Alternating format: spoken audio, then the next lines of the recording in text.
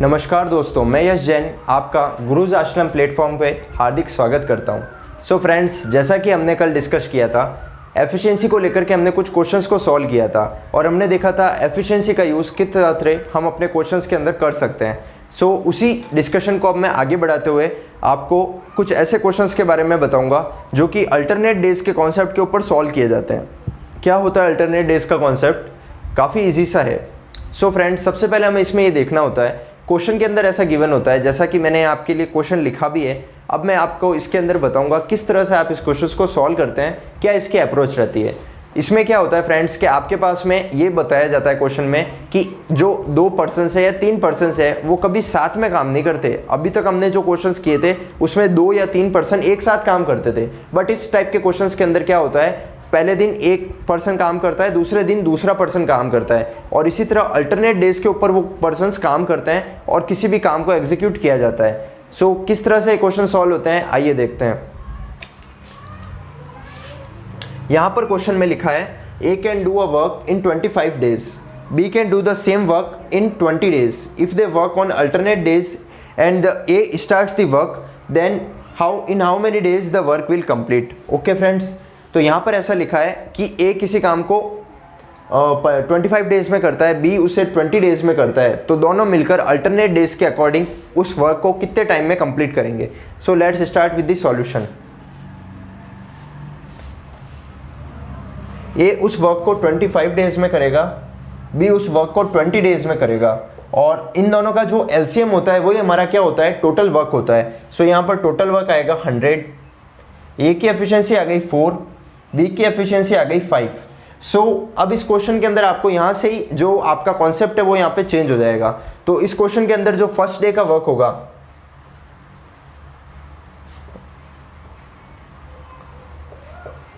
पहले हमें वो निकालना है, वो होगा वोर, ठीक है, यानी कि ए उस वर्क को स्टार्ट करता है, यानी कि वो 4 वर्क करेगा। सेकंड डे का वर्क होगा, वो आएगा 5, यानी कि जो बी है वो सेकंड डे वर्क कर रहा है, तो बी का 5 आ गया। और जो 2 डेज का वर्क होगा,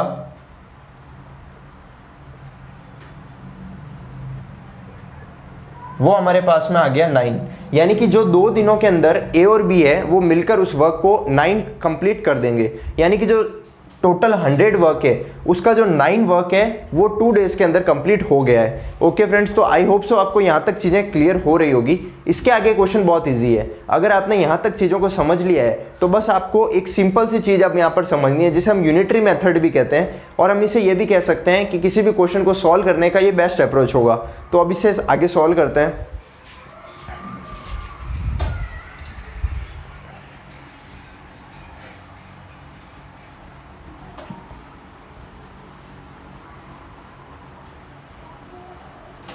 तो जैसा कि आपको पता है, हमने ये निकाल दिया कि जो 2 डेज का वर्क है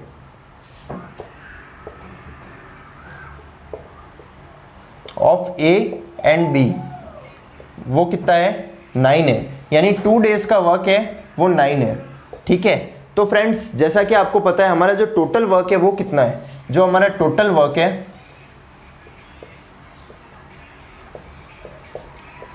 वो 100 है। तो आपको कुछ इस तरह से इसे ट्राई करना होगा कि ये 100 के एकदम नियर अबाउट पहुंच जाए, यानी कि ये जो पर्टिकुलर डिजिट है इसको आप किस डिजिट से मल्टीप्लाई करेंगे कि 100 के एकदम पास में पहुंच जाए। बट रिमेंबर फ्रेंड्स, आपको ऐसा कुछ मल्टीप्लाई करना है जिससे कि एकदम उसके क्रॉस ना हो, बस उसके पास में पहुंच जाए। तो मैं इसको मल्टीप्लाई कर देता हूँ 10 से, इसको भी मैंने 10 से किया, यहाँ 20 डेज आया,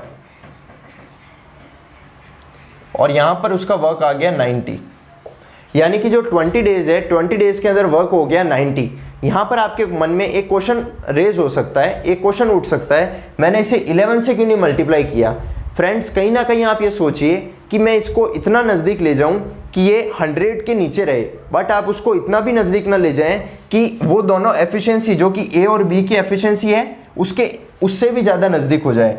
जस्ट फॉर एग्जांपल, जो ए और बी की एफिशिएंसी आई थी वो आई थी 4:5, तो हो सकता है कि उस पर्टिकुलर सर्कमस्टांसेस में वो क्वेश्चन थोड़ा सा डिफिकल्टी हो जाए। सो बस इसको आप 90 तक लेके जाइए। इसके बाद आप देखिए कि ये वर्क कितना है, रिमेनिंग वर्क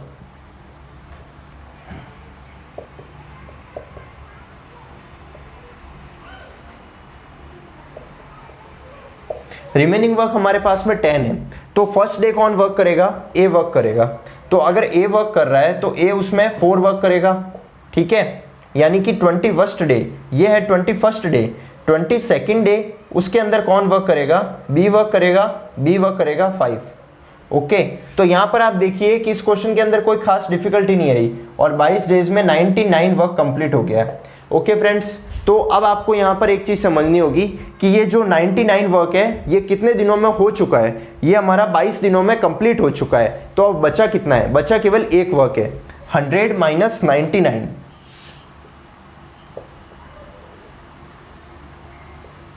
ये एक वर्क हमारे पास में बचा है और अब ये एक वर्क कौन करेगा? ये वापस ए करेगा, क्योंकि पहले ए कर चुका है, बी कर चुका है, वापस ए करेगा। तो ए एक दिन में कितना काम कर सकता है? ए एक दिन में 4 काम कर सकता है। अपने को कितना करवाना है? एक ही करवाना है, तो एक के नीचे 4 लिख दीजिए। सो फाइनल जो हमारे डेज आएंगे वो आएंगे हमारे days 22 1/4 days. So this is the answer of our question guys. I hope so आपको यहाँ तक चीज़ें समझ में आ रही होगी। So let's move forward to the next question. अब नेक्स्ट क्वेश्चन है, उसमें मैं 3 लोगों को लेके आऊँगा। आपके लिए मैं क्वेश्चन का डिफिकल्टी लेवल इस टाइप से सेट करूँगा कि आपको उस क्वेश्चन को समझने में कोई डिफिकल्टी भी नहीं होगी और जब आप एग्जाम में एग्जीक्यूट करेंगे तो ईजिली उस चीज़ को आप कर पाएंगे। So let's move forward to the next question.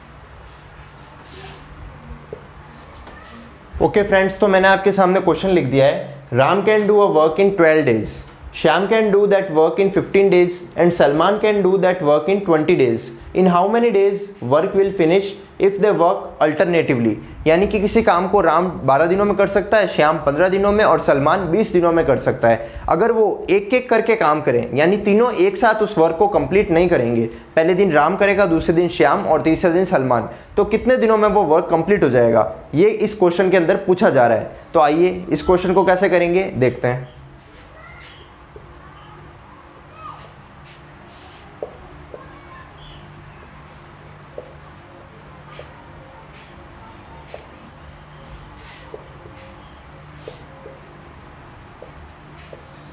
सबसे पहली जो हमारी अप्रोच होगी वो हमें इसका एलसीएम लेना है, जैसा कि अब तक हम क्वेश्चंस में करते हैं। सो इसका एलसीएम आएगा 60, फर्स्ट 5, उसके बाद में 4, इसके बाद में 3। ये हमारी क्या आई है? ये हमारी एफिशिएंसीज आई है, यानी कि जो ए, जो बी है और जो सी है। आई मीन टू से जो राम है, जो श्याम है और जो सलमान है, इनकी जो एफिशिएंसी आई है वो आई है 5:4:3। तो अब आपको क्या करना है, just like the previous question, अब हम इस क्वेश्चन को इजीली सॉल्व कर लेंगे। फर्स्ट डे काम करेगा राम 5 काम करेगा, तो फर्स्ट डे 5 काम होगा, देन सेकंड डे 4 काम होगा, देन थर्ड डे 3 काम होगा। तो आपको यहां पर ये देखना होगा कि जो 3 डेज है इसके अंदर कितना काम हुआ है। 3 डेज में हमारा काम हुआ है 12। ओके फ्रेंड्स, तो यहीं से इस क्वेश्चन को आप आगे सॉल्व करेंगे।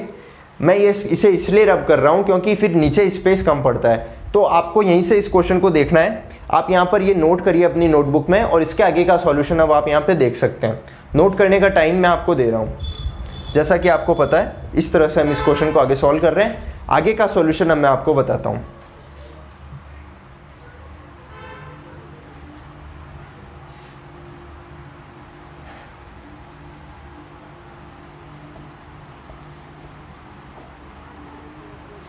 तो जैसा कि आप जानते हैं 3 डेज का जो हमारा वर्क था वो आ गया 12। तो अब आपको यहां पर इस 12 को किसी और, जो हमारा टोटल वर्क था, हमारा जो टोटल वर्क था वो कितना था फ्रेंड्स, हमारा जो टोटल वर्क है वो 60 है। 3 डेज में हमने कितना काम किया है, 12 काम किया है। तो अब आप इस 12 को किसी ऐसे डिजिट से मल्टीप्लाई करेंगे जिससे कि ये इस 60 के नियर अबाउट पहुंच जाए। ओके, अब यहां पर आप एक चीज देख सकते हैं कि ये 60 है और ये 12 है, तो 12 का जो मल्टीपल है वो 60 भी है। तो आप यहाँ पर इसे डायरेक्ट मल्टीप्लाई कर सकते हैं। 12 इंटू 5, 12 5 जा 60, तो इधर से भी 5 मल्टीप्लाई कर देंगे, और 15 डेज, यानी कि जो हमारा ये वर्क है ये 15 डेज के अंदर कंप्लीट हो जाएगा। जो हमारा पूरा वर्क था 60, इसको काम करने में लगेंगे 15 डेज। तो answer of this question is 15 days.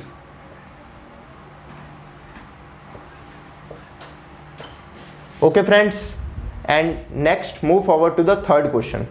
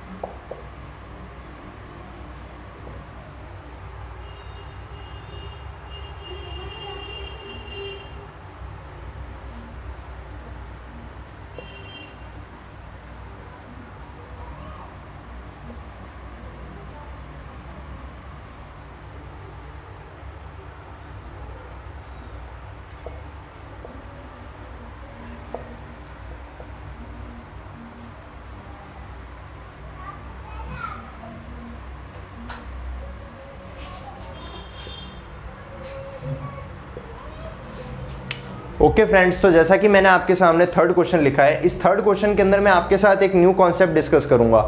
असल में वो कोई न्यू कॉन्सेप्ट नहीं है। आपको मैंने जो इसकी फर्स्ट क्लास के अंदर बताया था वो मैंने आपको ये बताया था कि किस तरह से जो टाइम होता है वो एफिशिएंसी का इन्वर्स होता है, और जो उन दोनों का मल्टीपल होता है वही वर्क होता है। बस ये सीधी सी चीज़ है फ्रेंड्स, और इसी को आपको समझना है। इस क्वेश्चन को करने के लिए भी हम वही अप्रोच यूज़ करेंगे कि जो टाइम होता है उसका रेशियो एफिशिएंसी के रेशियो का रिवर्स होता है, और उसी तरह से हम वर्क को निकालते हैं आगे, और उसी तरह से क्वेश्चन को सॉल्व करते हैं। तो देखते हैं इस क्वेश्चन को कैसे कर सकते हैं। Babu and Asha can do a work in 7 days। Asha is 1/3/4 times efficient then Babu, the same work can be done by Asha in how many days. यानी जब बाबू और आशा दोनों को एक साथ किसी काम को करने के लिए लगाया जाता है तो वो 7 दिन लेते हैं, और जो आशा है वो बाबू से 1:3/4 टाइम्स ज़्यादा एफिशिएंट है, तो उसी काम को आशा कितने डेज में कर देगी। काफ़ी इजी सा क्वेश्चन है, बस एफिशिएंसी का रेशियो दे रखा है, टाइम का निकाल के सॉल्व कर देंगे। देखिए मैं कैसे करता हूँ।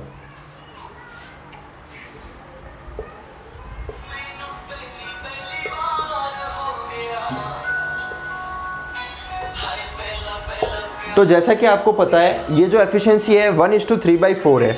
1:3/4 को क्या कर सकते हैं, यहाँ पे मैं सॉल्व करके बताता हूँ। 1:3:4 इसको यहाँ जोड़ूंगा, 7/4 आएगा, 7/4 टाइम्स। यानी कि जो आशा है ना वो 7/4 टाइम्स ज़्यादा एफिशिएंट है बाबू से। तो जो एफिशिएंसी का रेशियो आ जाएगा, यहाँ पे 4 है, यहाँ पे 7 है, ये आपकी एफिशिएंसी का रेशियो आ जाएगा। अब इस रेशियो को, टाइम का रेशियो इसका इन्वर्स होता है, तो टाइम का रेशियो क्या आएगा, 4:7 आएगा। ओके फ्रेंड्स, एंड आपको यहाँ पर क्या दे रखा है, Babu and Asha can do a work in 7 days. मैंने आपको एक बहुत इंपॉर्टेंट चीज़ बताई थी कि जो वर्क होता है ना वो एफिशिएंसी इनटू टाइम होता है, यानी दोनों का जो एफिशिएंसी है उसको जब आप सम कर देंगे और जब उसको उसके टाइम से मल्टीप्लाई करेंगे तो वहाँ पर टोटल वर्क निकल के आ जाएगा। तो यहाँ पर जो इसका टोटल वर्क होगा, टोटल वर्क मैं यहाँ पे आपको निकाल के बताता हूँ।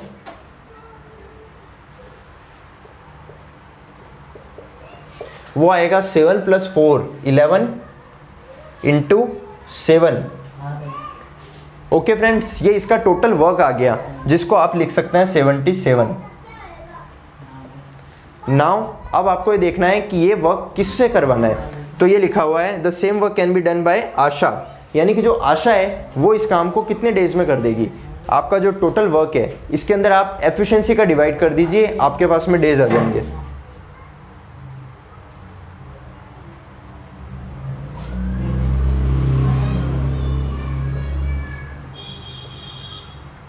(77) डिवाइडेड बाई आशा की एफिशिएंसी है 7, तो यहाँ पे आंसर आएगा 11।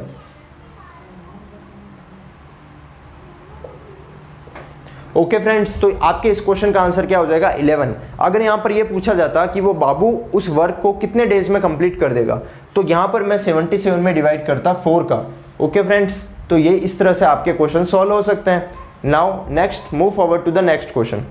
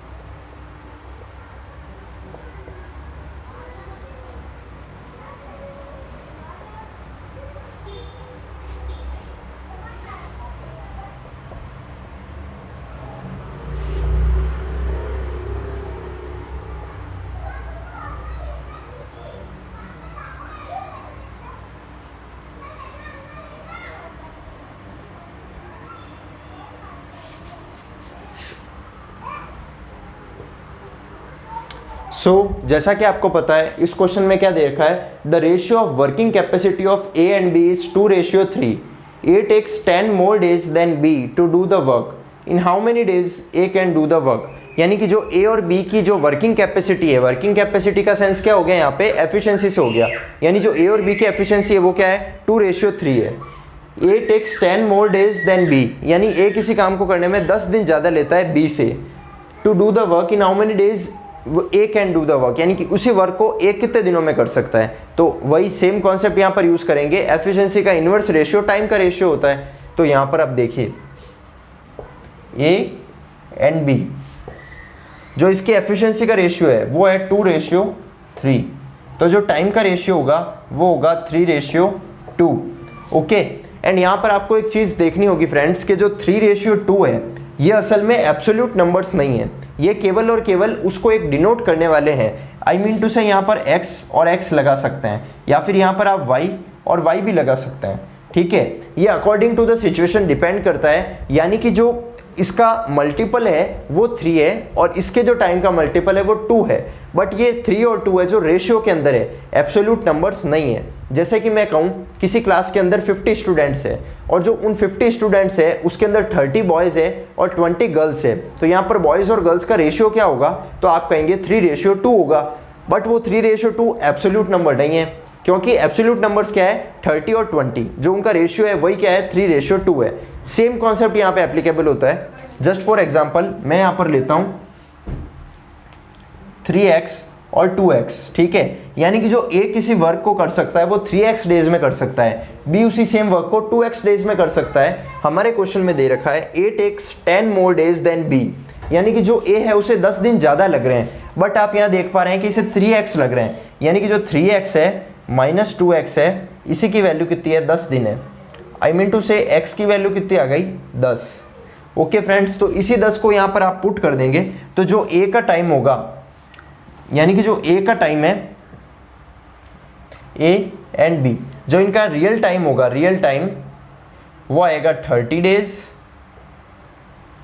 और 20 डेज।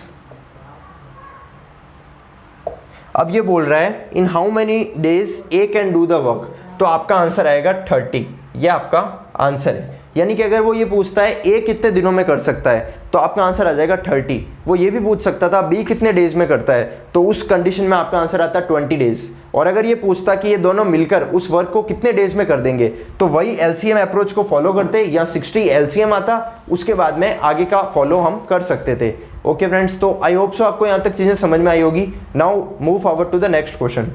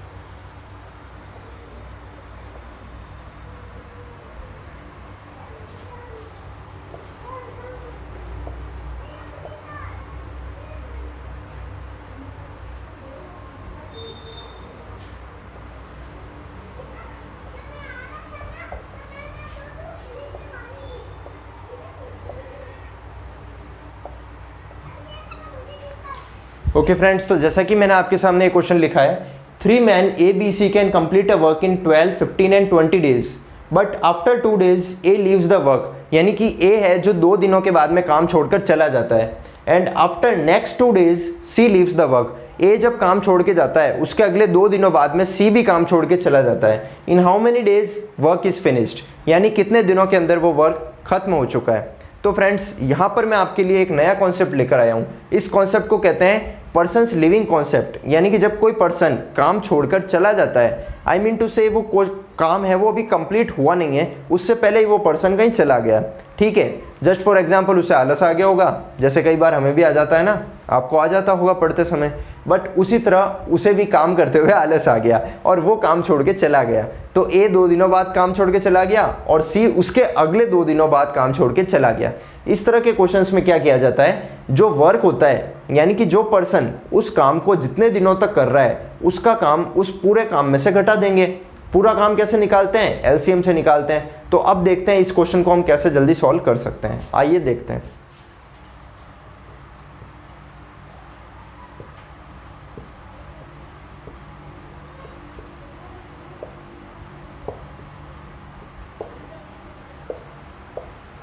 हम इसकी एलसीएम ले लेंगे और एलसीएम आएगा 60।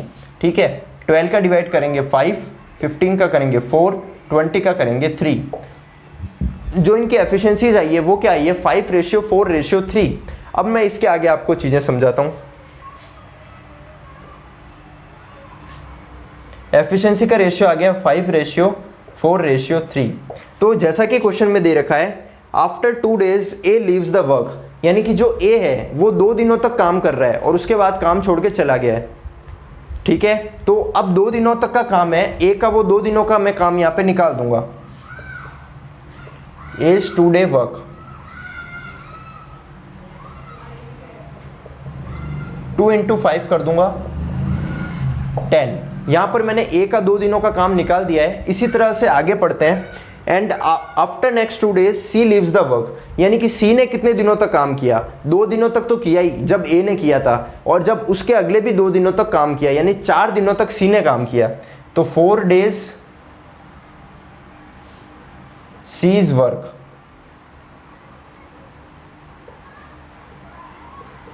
4 × 3 12। ओके फ्रेंड्स, तो यहां पर क्या करना होगा, 60 में से आपको 10 और 12 यानी 22 घटाना होगा। तो रिमेनिंग वर्क यहां आ जाएगा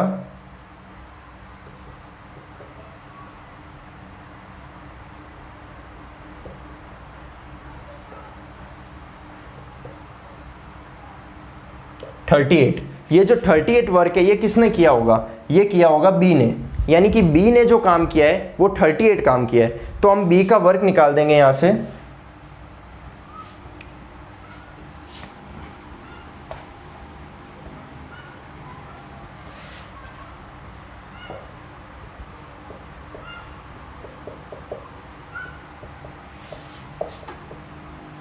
और उसे डिवाइड कर देंगे 4 से।